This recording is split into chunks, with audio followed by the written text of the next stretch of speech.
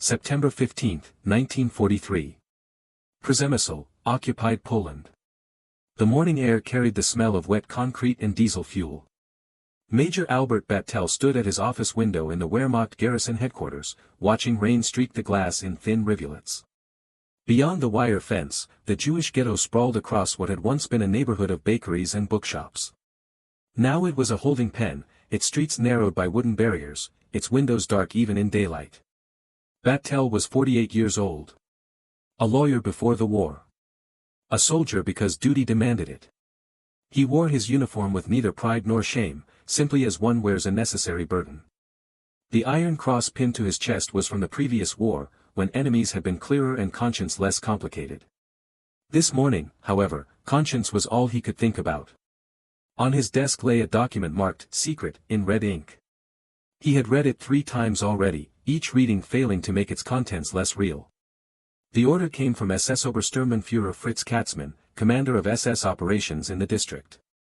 Language precise, bureaucratic, efficient. The Przemyśl ghetto would be liquidated.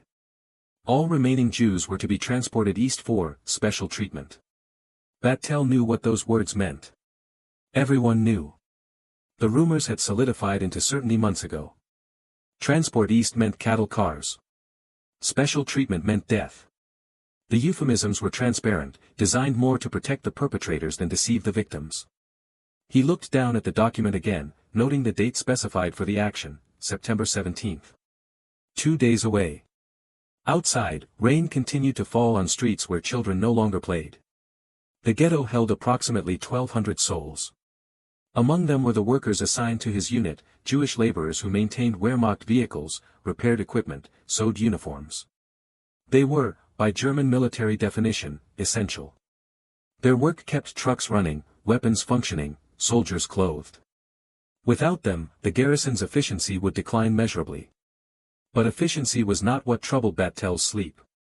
What troubled him was the face of Moishe Weisblum, a 53-year-old tailor who had mended Battel's coat last winter, carefully explaining the difference between various thread weights while his hands moved with the precision of decades.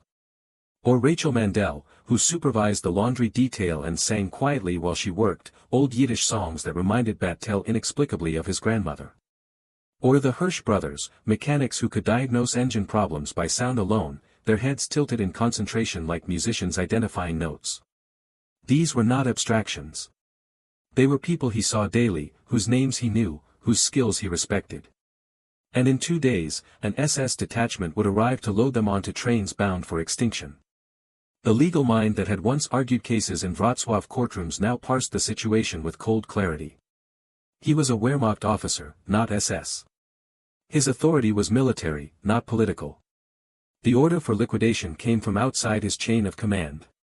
Technically, he could argue that his workers fell under his jurisdiction, that removing them would damage military readiness. But such arguments were thin protection against the machinery of genocide. Men had been shot for less resistance. Battel turned from the window and sat at his desk. The office was spare, a filing cabinet, a map of the region, a photograph of his wife back in Breslau. No Nazi propaganda posters, no party slogans. He had joined the Wehrmacht, not the party. That distinction had seemed important once. Now it felt like splitting hairs while the house burned down. He thought about duty. His oath as an officer was to obey orders, maintain discipline, serve Germany. But what was Germany? Was it the nation that had given him education and profession, or the regime that had perverted both into instruments of murder? His legal training had taught him that unjust laws were not laws at all, that there existed something higher than written commands. Natural law, they called it. The fundamental principles that transcended politics. But abstract philosophy offered little guidance when SS men would arrive in 36 hours with rifles and transport orders. He could comply. Hand over his workers. Watch them climb into trucks. That was the safe choice, the one that asked nothing of him beyond continued silence. Thousands of officers had made that choice already, their consciences smoothed by the balm of following orders. Or he could refuse. But how does one officer refuse the SS? With what authority? Using what force? The scenario seemed absurd, suicidal. His garrison numbered perhaps 200 men. The SS, when they arrived, would outnumber him. And even if he succeeded in some temporary resistance, the consequences would be severe. Court-martial. Execution for treason. His family back home would suffer the stain of his disloyalty. Yet he could not escape the image of Moishe Weisblum carefully threading a needle, explaining his craft with quiet pride. Could not forget Rachel Mandel's songs. Could not unsee the Hirsch brothers' grease-stained hands rebuilding a transmission. These were not enemy soldiers. They were civilians whose only crime was ancestry, whose only sentence was genocide. Battel had fought in the previous war. He knew what battle looked like, what death looked like. But this was something different. This was systematic erasure, murder masquerading as policy. And for the first time in his military career, he found himself weighing whether obedience was more important than humanity. The rain intensified, drumming against the window like fingers tapping. Somewhere in the ghetto, people were gathering what few possessions they still owned, preparing for the evacuation they knew was coming. They had learned to read the signs, increased German activity, whispered warnings from sympathetic guards, the particular tension that preceded each action. Battel picked up the telephone on his desk. His hand hovered over the receiver. One call could change everything. One decision could save lives or end his own. The weight of command had always meant making choices, but those had been tactical decisions, military problems with military solutions. This was different. This was a choice between the law he had sworn to uphold and the justice he had once believed in. He thought of his legal training. In peacetime, he would have argued this case with passion: the wrongful deportation of essential workers, the violation of military authority, the breach of international conventions. He could construct the argument easily. But this was not a courtroom. This was occupied Poland in 1943, and justice had become whatever the regime declared it to be. The clock on the wall ticked steadily forward. Each second brought the liquidation closer. Each minute narrowed the window for action. Battel stood and walked to the map on his wall. Przemyśl sat near the border, a garrison town that had changed hands many times over centuries. Now it was German, administered by men who saw some lives as valuable and others as disposable. The border was close, but crossing it meant nothing. The machinery of murder reached beyond borders. He returned to his desk and opened a drawer. Inside lay a Wehrmacht regulation manual, its pages worn from reference. He flipped to the section on command authority, responsibilities of garrison commanders, protocols for civilian labor. The words were clear: officers had jurisdiction over workers assigned to military units. Removing such workers without approval would constitute interference with military operations. It was a thin reed, but it was something. A legal argument. The kind of technicality he had once thrived on in civilian practice. But could bureaucratic language stop what was coming? Could a regulation book outweigh the momentum of genocide? Outside, the rain began to ease. Clouds remained heavy, pressing down on the city like a gray ceiling. In 36 hours, the SS would arrive. In 36 hours, one man's decision would determine whether 100 people lived or died. The arithmetic was brutal in its simplicity. Battel closed the regulation manual and looked again at the liquidation order. The language was impersonal, clinical. It could have been a requisition for office supplies or a transfer of equipment. That was how it worked: horror disguised as administration, murder rebranded as policy. The banality of evil, wrapped in official stamps and proper signatures. But behind those words were faces. Real people. Moishe Weisblum with his tailor's precision. Rachel Mandel with her songs. The Hirsch brothers with their diagnostic genius. They did not know that one Wehrmacht major was sitting in an office, wrestling with a choice that would determine their fate.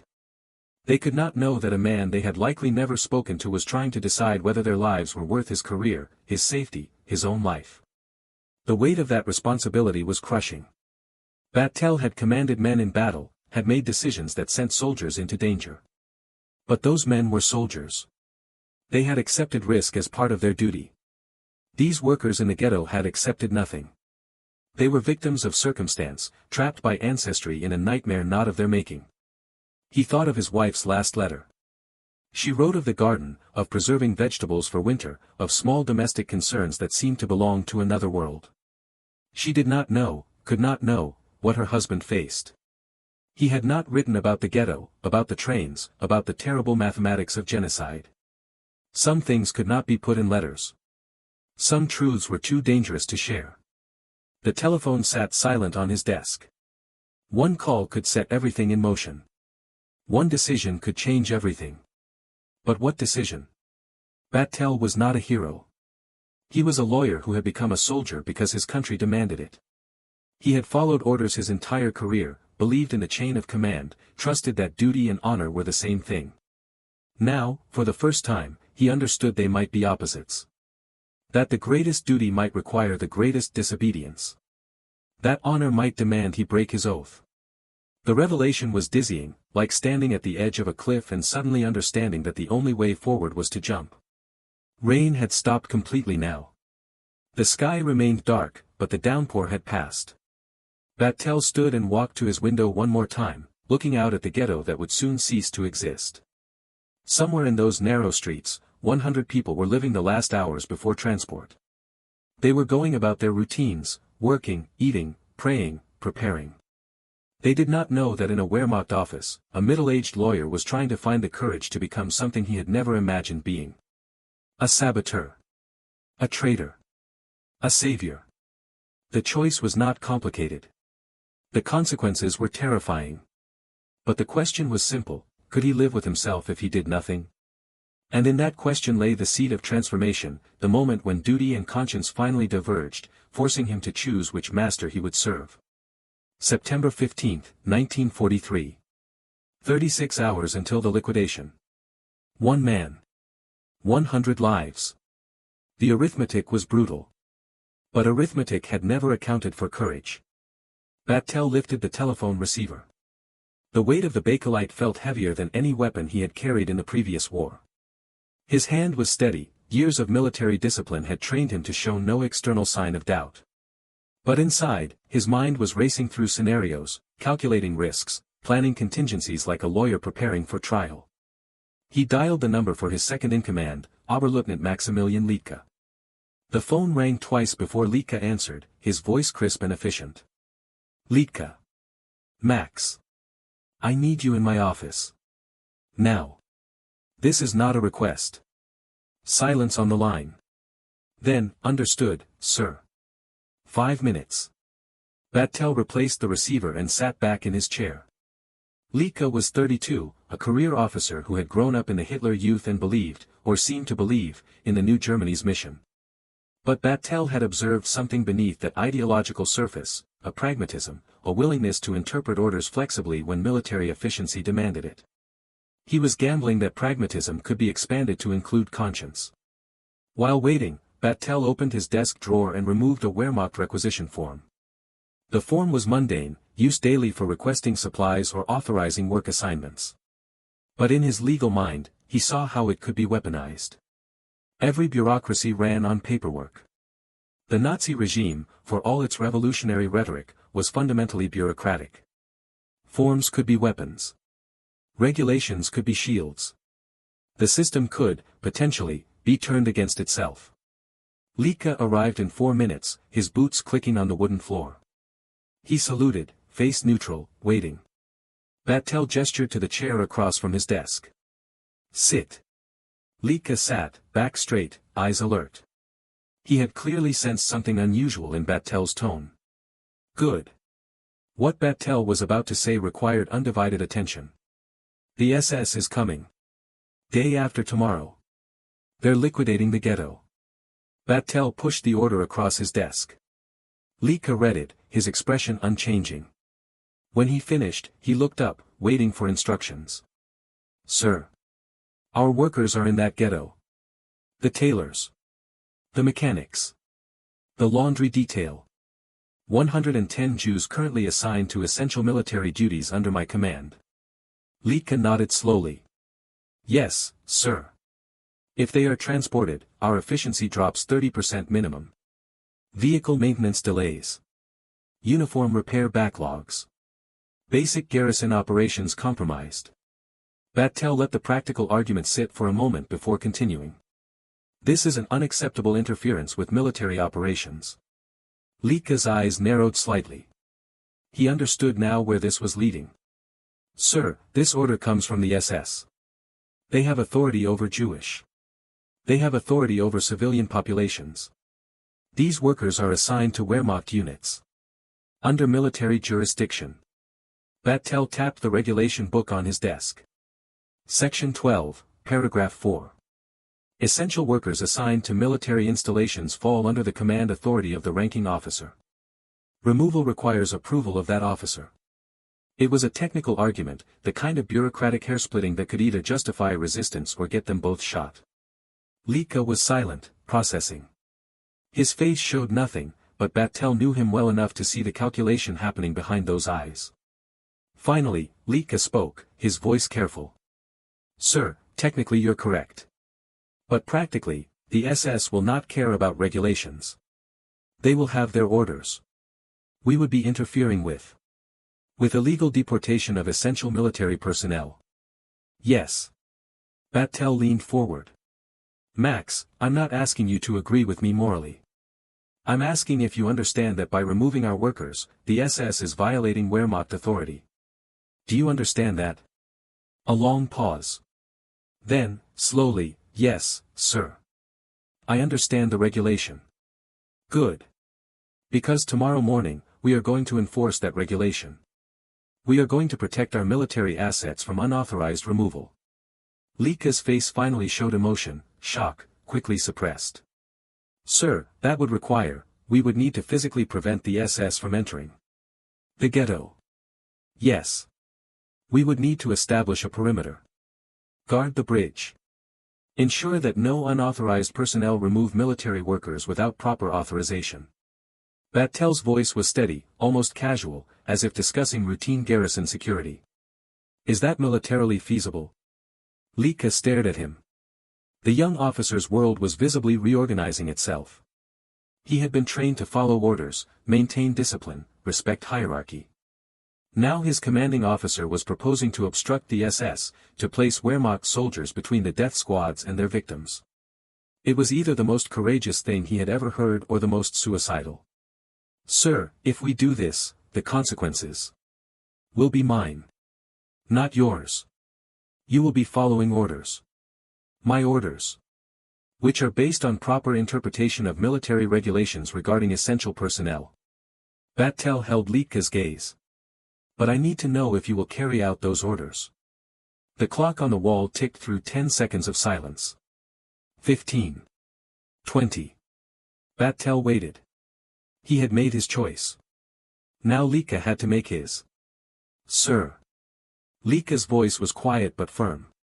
If you order me to secure military assets from unauthorized removal, I will execute that order.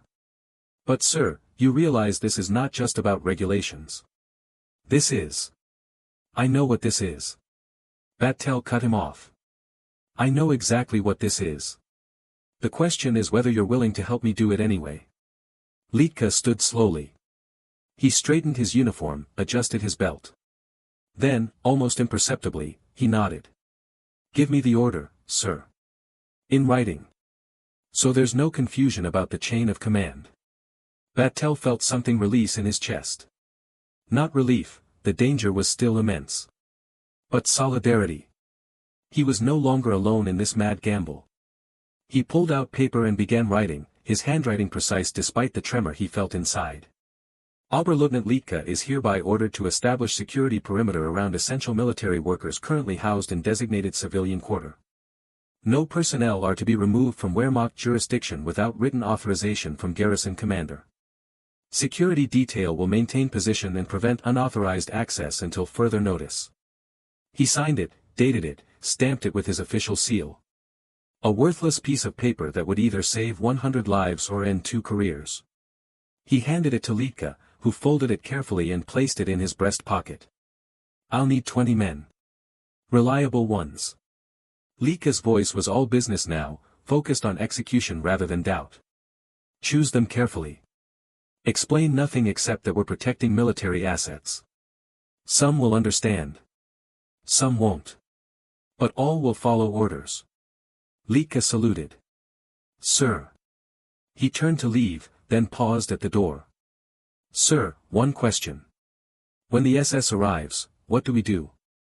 We tell them the workers are under military authority and cannot be released without proper authorization. We cite regulations. We stay calm. We do not fire unless fired upon. Battel's voice hardened. But we do not move. After Liedtke left, Battel sat in the silence of his office, feeling the weight of what he had set in motion. There was no going back now.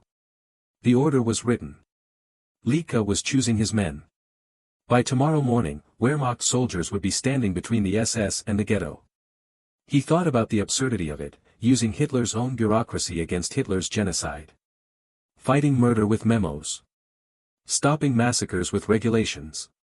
It was so perfectly German, so perfectly insane. The lawyers had finally taken over the war. That evening, Battel did something he had not done since joining the Wehrmacht. He walked into the Jewish quarter. His uniform made people step aside, but one man approached, a small figure with wire-rimmed glasses and a tailor's measuring tape around his neck. Moishe Weissblum. Herr Major. Is something wrong with the repairs? Battel looked at the tailor, at this man who was about to be murdered for the crime of ancestry. Herr Weissblum, I need you to spread word quietly. Tomorrow, Wehrmacht soldiers will guard the bridge. When the SS comes, no one leaves. Stay in your workshops. Do your jobs. Act as if everything is normal. Weissblum's face went pale. Herr Major, you cannot mean. I mean that you are military workers under my jurisdiction. I mean that no one removes my personnel without authorization. Do you understand? Tears suddenly filled Weissblum's eyes. He grabbed Battel's hand, kissing it before the Major could pull away. Herr Major, may God tell the others. Quietly. No panic. Just stay at your posts tomorrow. Battel extracted his hand gently. And Weissblum? This may not work. Be prepared for that. Even if it does not work, Herr Major, you will have tried.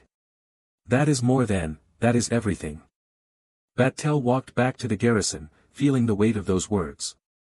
That is everything. Was it? If he failed, if the SS simply shot their way through, would the attempt matter? Or would it just be a meaningless gesture, a lawyer's last argument before the verdict? That night, he wrote a letter to his wife. Not about what was happening, such things could not be written. Instead, he wrote about memory. About the importance of holding on to what makes us human even when humanity seems to have abandoned the world. He did not mail the letter. He simply needed to write it, to remind himself why the morning's gamble was necessary. September 16 dawned gray and cold. Battel stood on the bridge leading to the Jewish quarter at 0600 hours, watching Liedtke position his men. 20 soldiers, armed with rifles, forming a checkpoint. To anyone watching, it looked like routine security. Increased vigilance due to partisan activity. Standard procedure. But Battel knew what it really was. It was 20 young men being asked to stand between genocide and its victims. Some understood. He could see it in their faces, the careful neutrality that meant they grasped the situation's true nature. Others simply followed orders, trusting their officers knew what they were doing. The day passed slowly. Workers came and went, showing their identification papers. The soldiers checked each one carefully, documenting names and assignments. Building a paper trail. Creating the illusion of bureaucratic normalcy. If anyone questioned them, they had answers ready. Security protocol. Essential workers protection. Military efficiency preservation. Evening came. The SS would arrive tomorrow morning. Battel returned to his office, knowing this was his last night before everything changed. He sat at his desk, looking again at the photograph of his wife. He thought about the life he might be giving up. The career certainly. Perhaps his freedom. Possibly his life.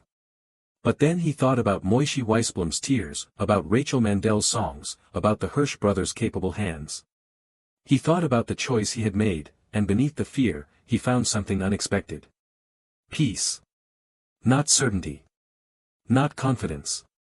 But the quiet knowledge that he had chosen correctly. That when faced with the greatest moral test of his life, he had not looked away. He had not shuffled papers and followed orders and let innocent people die because it was easier than resistance. He had chosen conscience over duty. Humanity over hierarchy. Justice over the law. And in that choice, Albert Battel transformed from a Wehrmacht officer following orders into something the regime could not tolerate. A man who recognized there were some orders that must not be followed. Some policies that must be resisted. Some evils that demanded opposition even when opposition seemed impossible.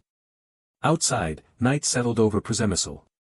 In the ghetto, 100 people prepared for sleep, knowing tomorrow might bring death. But they knew something else now too. They knew one man had decided their lives mattered more than his career. That their humanity had convinced an officer of the occupying army to risk everything. It was not salvation yet. The SS would still come. The confrontation would still happen. But the transformation was complete. Battel had stopped being part of the machinery and had become sand in the gears. And sometimes, in history's darkest moments, that was how resistance began. Not with grand gestures or revolutionary speeches. But with one lawyer at a desk, picking up a phone, making a choice. With one officer telling his men to stand at a bridge. With ordinary people deciding that some lines, once crossed, can never be uncrossed. The transformation was not just Battel's. It was Liedtke's. It was the 20 soldiers at the bridge. It was the recognition, spreading like dawn, that conscience could still exist in a world designed to destroy it. Tomorrow would test that conscience. Tomorrow would reveal whether bureaucratic resistance could stop mechanized murder. But tonight, the transformation was complete. One man had chosen. And in choosing, had shown that choice was still possible. September 17, 1943. Dawn. The SS convoy arrived at 0730 hours. 3 trucks, 24 men, led by SS Hauptsturmführer Martin Phelens. They came prepared for routine work, a liquidation like dozens before it. Load the Jews, transport them, file the paperwork. By noon, the Przemyśl ghetto would be empty. By evening, its inhabitants would be on trains heading east. But when the convoy reached the bridge to the Jewish quarter, they found Wehrmacht soldiers blocking the road. Phelens stepped out of the lead truck, his face showing irritation rather than concern. This was obviously some administrative mix-up, easily resolved. He approached the checkpoint where Liedtke stood with a clipboard, looking every bit the bureaucratic officer. "We are here to evacuate the Jews. Clear the road." Liedtke did not move. His voice was professionally neutral. "Sir, I have orders to maintain security around essential military workers. No personnel may be removed without authorization from Major Battel, garrison commander." Phelens's irritation shifted toward disbelief. "You are blocking an SS operation." "No, sir. I am securing Wehrmacht assets per regulation." Liedtke held up the written order. "These workers are assigned to military duties. Their removal requires proper authorization." Behind Phelens, his men were climbing out of the trucks, rifles ready. The Wehrmacht soldiers at the checkpoint stood motionless, creating a human barrier. The morning air seemed to crystallize, everyone suddenly aware that something unprecedented was happening. Phelens's face darkened. "Where is your commanding officer?" "I am here." Battel appeared from the garrison headquarters, walking with deliberate calm toward the confrontation. He saluted, not to Phelens, but to the military formality the moment required. "Major Albert Battel, garrison commander. How may I assist you, Hauptsturmführer?" "You can order your men to stand aside. I have orders to liquidate this ghetto." "I understand you have your orders." "I have mine as well." Battel's voice was respectful but firm. "The Jews you seek to evacuate include 110 workers essential to military operations. They fall under Wehrmacht jurisdiction. Their removal would compromise garrison efficiency. They are Jews. They are being relocated for security reasons. They are military workers. And their relocation requires written authorization from their commanding officer, which you do not have." Battel gestured toward Liedtke's clipboard. "We have documentation of their assignments, their work records, their essential status. If you wish to review." "I don't give a damn about your paperwork." Phelens's control was slipping. "My orders come from SS headquarters. Your workers are included in the evacuation order. Your orders conflict with Wehrmacht authority. Perhaps we should contact higher command to resolve this jurisdictional dispute." Battel kept his voice level, lawyer calm. I'm certain both our superiors would want to clarify which authority takes precedence in matters of essential military personnel. It was a bluff, and everyone knew it. Higher command would support the SS. But contacting higher command would take time. Time for the morning to slip into afternoon. Time for the carefully planned timetable to unravel. Time for the bureaucracy's greatest weapon, delay. Felons understood the trap. If he backed down now, he showed weakness. But if he used force against Wehrmacht soldiers, he would create an incident that even the SS could not easily dismiss. Wehrmacht officers killing Wehrmacht officers over Jews. The paperwork alone would be nightmarish. You are making a very dangerous mistake, Major. I am following regulations, Hauptsturmführer. Surely we all agree that maintaining proper chain of command is essential. Battel's tone was almost friendly, as if they were discussing a minor procedural question rather than standing at the edge of violence. Behind the SS line, someone chambered around. The metallic click was loud in the morning silence. The Wehrmacht soldiers tensed but held position. Liedtke's hand moved fractionally toward his sidearm, then stopped. The moment balanced on a knife edge. Felons looked at Battel, then at the soldiers, then back at Battel. His face showed the calculation: was this worth dying for? Was it worth killing Wehrmacht soldiers? What would his superiors say if he returned with German casualties and no Jews? You realize this will be reported. You will answer for this obstruction. I look forward to explaining my interpretation of military regulations. Until such time as my superiors clarify the situation, these workers remain under my protection. Battel did not blink, did not waver. For a long moment, no one moved. The entire world seemed to hold its breath. Then Felons made a gesture, and his men lowered their rifles fractionally. Not retreat, but de-escalation. This is not over, Major. I expect it is not, Hauptsturmführer. But for today, these workers remain at their posts. Felons climbed back into his truck. The convoy turned around, disappearing down the road in a cloud of dust and diesel smoke.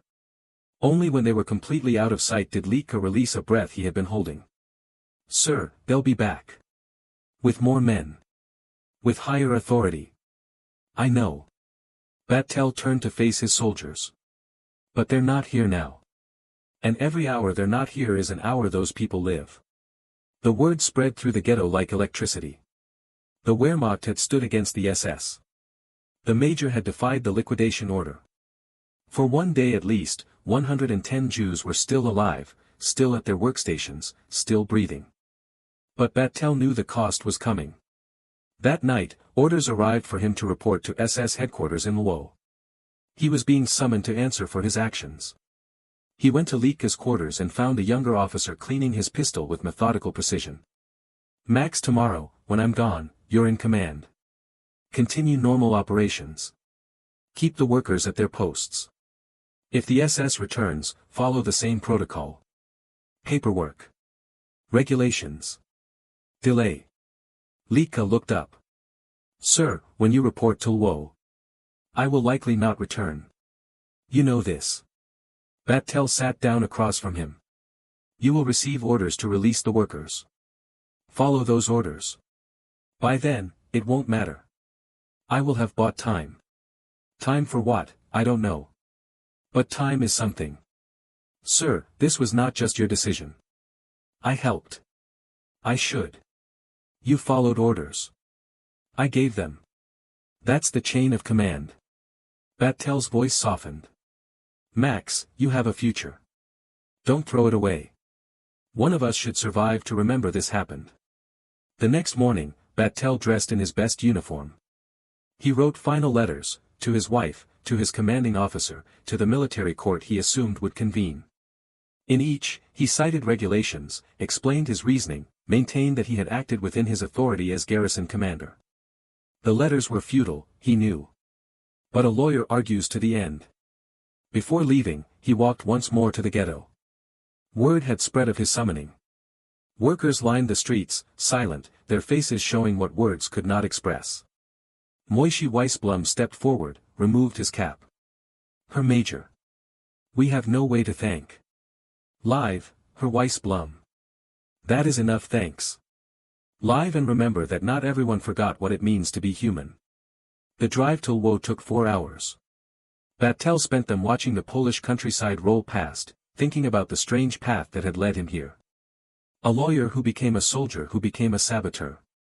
A man who had spent his life following rules who had finally decided some rules were worth breaking. At SS headquarters, he was kept waiting for 2 hours. Psychological warfare, he recognized. Make him stew. Make him reconsider. Make him understand the gravity of his situation. Finally, he was ushered into an office where 3 SS officers sat behind a desk like judges at trial. The interrogation lasted 6 hours. They had his written orders. They had witness statements. They had everything they needed. The lead officer was clinical in his questioning. You understood that the evacuation order included all Jews in the Przemyśl ghetto? I understood the order existed. I also understood that essential military workers fall under Wehrmacht jurisdiction. You were obstructing official SS operations. I was protecting military assets from unauthorized removal. Around and around they went, lawyers' arguments meeting bureaucratic authority. Finally, the lead officer leaned back, studying Battel with something that might have been grudging respect or might have been contempt. You realize you have committed treason. You have interfered with state security operations. You have placed your career, your life, and your family at risk for, what? For Jews. Battel met his eyes. For the principle that commanding officers have authority over personnel assigned to their command. For military regulations that exist for a reason. For Jews. Say it, Major. You risked everything for Jews. A pause. Then, quietly, 4 people. Human beings who happen to be Jews. Yes. And you would do it again? Another pause. Shorter this time. Yes. The officer closed the file on his desk. You are being transferred. Immediately. To a non-command position where your interpretation of regulations will not cause further problems. Consider yourself fortunate that your record in the previous war and your technical adherence to procedure spare you from harsher consequences. Battel was dismissed. Not shot. Not imprisoned. Simply removed, displaced, rendered harmless. It was a peculiarly bureaucratic mercy. The regime could not quite execute an officer for following what he claimed were regulations, even when everyone knew his true motive. He returned to Przemyśl only to pack his belongings. Liedtke met him at the garrison. Sir, after you left, the SS returned. Different commander. More diplomatic. They agreed to accept written documentation that the essential workers could remain temporarily. They took the others. Battel closed his eyes. How many? We saved 106. The rest. The rest. Battel nodded slowly. That is the arithmetic. We could not save them all. But sir, 106 people are alive because of what you did. That is not nothing. No. That is not nothing. Battel looked around the office that was no longer his. Take care of them, Max. As long as you can. Every day they live is a victory. After he left Przemyśl, Albert Battel faded into obscurity. He was transferred to administrative duties far from the front. He spent the rest of the war pushing paper, his dangerous habit of conscience carefully contained where it could do no further damage to the machinery of genocide. But in Przemyśl, 106 Jews continued their work. They repaired uniforms and maintained vehicles and went about their daily lives, always aware that they were borrowed time. Some survived the war. Some did not. But every day they lived was because one man had stood at a bridge and said no. The consequence was not salvation. It was not justice. It was simply this: 106 people got to see another sunrise because a lawyer remembered that some laws were higher than orders. That some duties transcended command. That humanity, even in the darkest moments, could still flicker briefly before being extinguished. And perhaps that was all anyone could ask. Not to stop the machine, but to slow it. Not to save everyone, but to save someone. Not to change history, but to prove that change, however small, was still possible. The consequence was measured in days gained, lives extended, children who might otherwise never have been born. The arithmetic was brutal and beautiful in equal measure. One man. One choice. 106 lives. It was not enough. It would never be enough. But it was something. And sometimes, in the mathematics of genocide, something is everything. The war ended. The camps were liberated. The full scope of the genocide became public knowledge, though those who had seen it up close had never doubted. In the chaos of post-war Europe, as millions of displaced persons tried to find their way home or create new homes in shattered lands, the story of Albert Battel remained largely unknown. He returned to Breslau, which was now Wrocław, part of Poland rather than Germany. The borders had shifted, as borders do after wars. His legal practice was gone, confiscated by the new authorities. He found work doing administrative tasks, living quietly, never speaking about what had happened in Przemyśl. He was 49 years old when the war ended, but he looked older. The weight of those 3 days in September 1943 had aged him in ways that had nothing to do with time. He had stood at a bridge and stopped a massacre for 1 day. Then he had been removed, and the machinery had continued. The arithmetic haunted him, 106 saved, hundreds more taken. Was the gesture worth the consequences? Had his defiance mattered at all in the vast calculus of genocide? These questions kept him awake at night, staring at ceilings in rooms that were not quite home. His wife tried to talk with him about the war years, but he deflected, unable to find words for what he had witnessed, what he had done, what he had failed to do. How do you explain to someone who was not there that you had committed treason to save people who might have died anyway? That you had bet everything on a principle that meant nothing to the regime you opposed? In 1952, Albert Battel died of a heart attack. He was 57. The obituary in the local paper was brief. It mentioned his service in both world wars, his legal background, his transfer to administrative duties in 1943. Nothing about Przemyśl. Nothing about the bridge. Nothing about the choice. But memory is strange. History has a way of finding stories that were meant to stay buried. In the Jewish quarter of what had been Przemyśl, people remembered. Survivors who had lived through that September day told their children about the Wehrmacht major who had stood against the SS, Moishe Weissblum, who survived the war and emigrated to Israel, told everyone who would listen about the officer who had cited regulations to save lives. In 1981, the Yad Vashem Memorial in Jerusalem began investigating. They collected testimonies from survivors, documents from archives, evidence of what had happened on September 17, 1943. Moishe Weissblum, now an old man with grandchildren, sat in a room and told his story again. About the morning when Wehrmacht soldiers blocked the bridge. About Major Battel walking into the ghetto to tell them to stay at their posts. About 3 days bought at the cost of one man's career. He was not a saint, Weissblum said, his voice carrying the weight of decades. He was a German officer. He wore the uniform. But when the moment came, he chose correctly. That is all we can ask of anyone, that in the moment when it matters most, they choose correctly. On January 19, 1981, Albert Battel was recognized as righteous among the nations. The honor came 36 years after his death, awarded to a man who could never know that his action had been remembered. His wife, elderly now, accepted the medal on his behalf. She held it in her hands and wept, finally understanding fully what her husband had done, what it had cost him, why he had carried that weight until his heart gave out. The ceremony at Yad Vashem was small. A few survivors, some family members, Israeli officials. One of the survivors, Rachel Mandel's daughter, spoke. Her mother had died in the camps, but she had lived long enough after that September day to give birth. That daughter, born in a labor camp in 1944, stood now as living proof that days mattered. Every day bought was a chance. Every hour gained was possibility. My mother sang, the daughter said. I never heard her voice. But I was told she sang while she worked. Yiddish songs.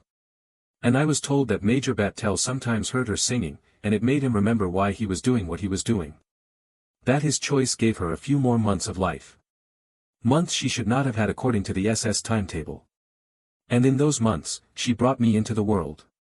So I stand here today because a German officer heard a Jewish woman singing and decided to try to save her. The mathematics of legacy are different from the mathematics of action. When Battel stood at that bridge, he saved 106 people.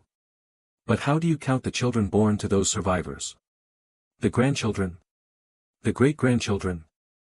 How do you calculate the teachers taught, the books written, the medicines discovered, the lives touched by people who would not have existed if one man had not said no? Demographers have tried. They estimate that Battel's action in Przemyśl created a ripple effect. The 106 workers he saved had approximately 43 children who would otherwise never have been born. Those children had 112 grandchildren.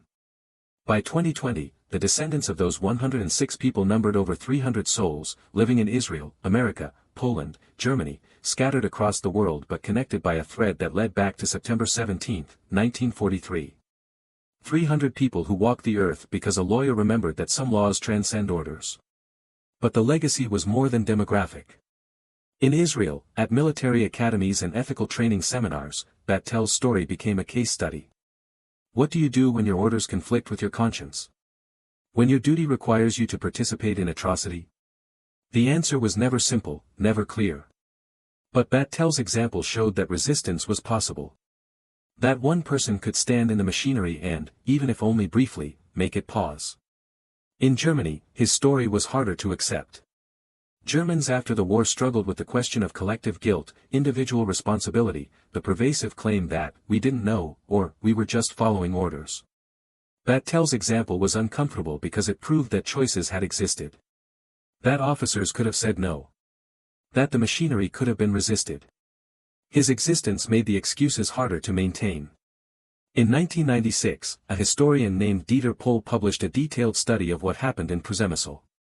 He had access to documents Battel never saw, the SS reports filed after the failed liquidation, the angry memos demanding to know why Wehrmacht officers had interfered, the orders for Battel's transfer. The paper trail revealed something interesting. After Przemyśl, the SS was more careful. They coordinated better with Wehrmacht command, made sure local officers were on board before liquidation actions, created paperwork that eliminated jurisdictional disputes. In other words, Battel's resistance had made the genocide slightly more bureaucratically complicated. It had not stopped it.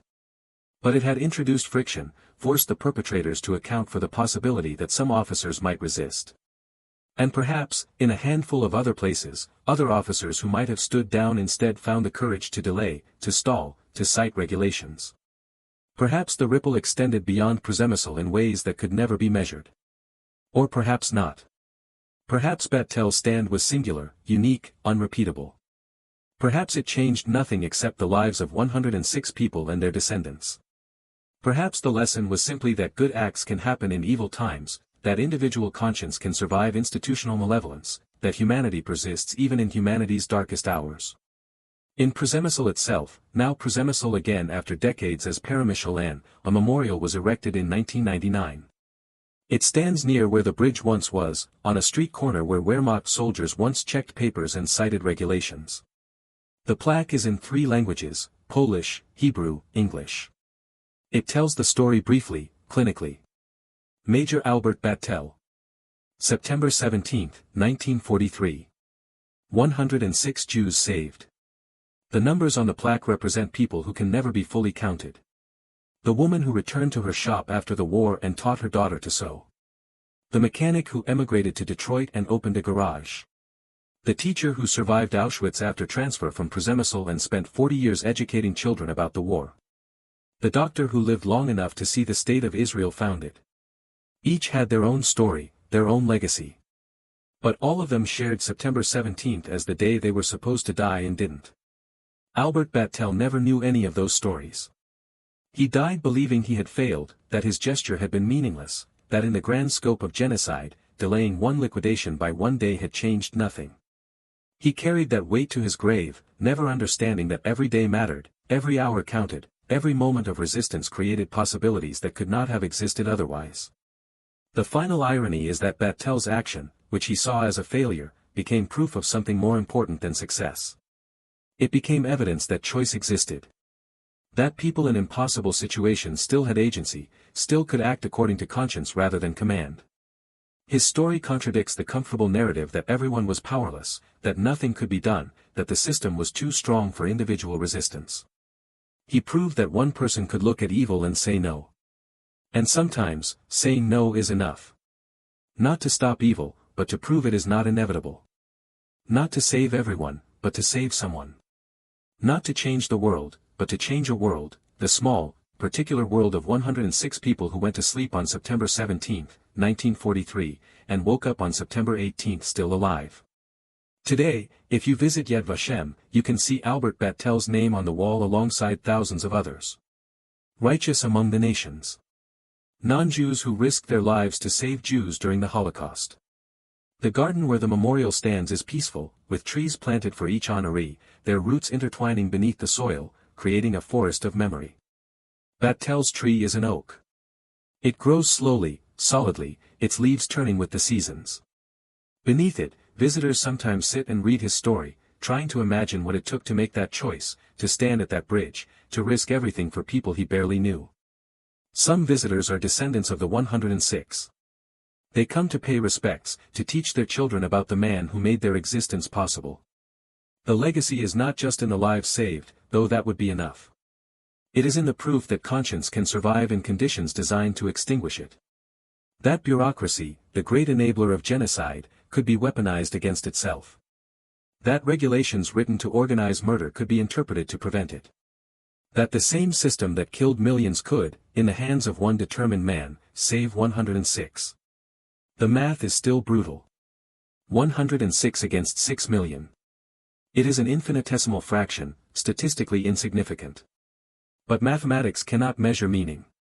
Numbers cannot calculate the worth of a single life, let alone 106.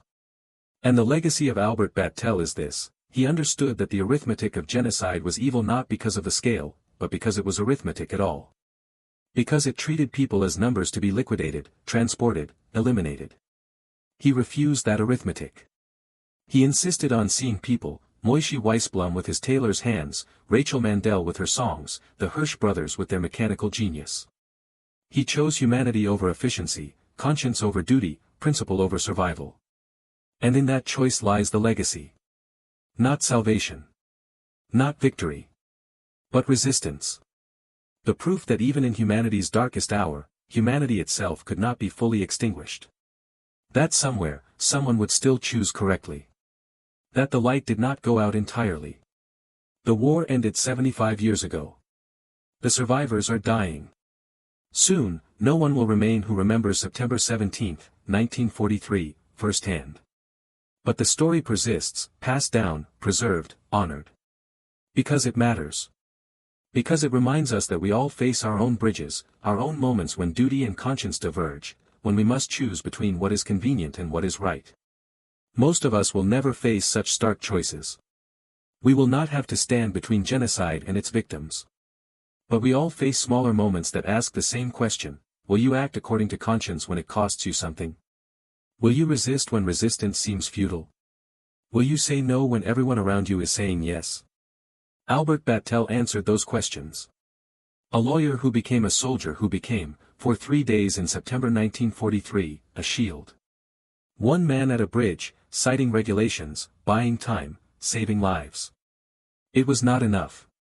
It was never enough. But it was something. And in the end, perhaps that is all legacy is. Not changing everything, but changing something. Not saving the world, but saving a world. Not being a hero, but being human when humanity was in short supply. One man. One choice. 106 lives. And their children. And their grandchildren. And their great-grandchildren, walking the earth today, living proof that sometimes, in history's darkest moments, the light refuses to go out. That is the legacy. Not triumph. Not salvation. But this, the stubborn insistence, against all odds, against all reason, that every life matters. That human dignity transcends orders. That conscience, however threatened, however endangered, can survive. And sometimes, that survival changes everything.